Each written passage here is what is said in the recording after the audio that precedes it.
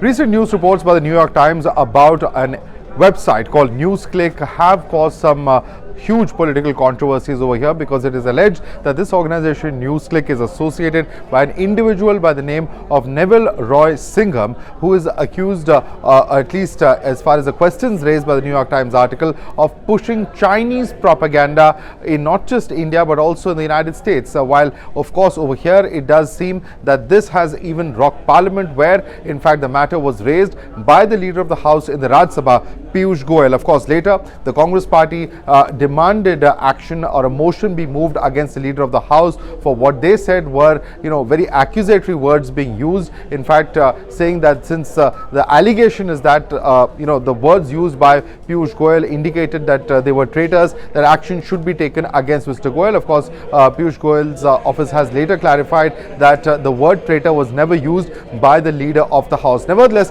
a massive political controversy, very serious questions about how mainstream political leaders have actually been in some way or the other been in touch with this individual by the name of Neville Roy Singham, and at some level or the other where Neville Roy Singham is seen pushing the Chinese point of view, particularly after the Chinese border transgressions. Why is it that certain political party leaders are seen engaging with him, and at some level or the other were they victims of this Chinese propaganda push? That is a very, very serious question that certainly arises out of these particular emails. What really, of course, is the position of opposition parties? Where do they figure in all of this? And at some level or the other, this politics that's playing out as far as NewsClick and Neville Roy Singham is concerned, what does it really mean in terms of our own political system here in India, and how foreign powers can potentially try and game the system, try and influence the system? Those are going to be important questions that we're going to be debating. And of course, what happens in the Rajya Sabha is also going to be very important, because the opposition has demanded that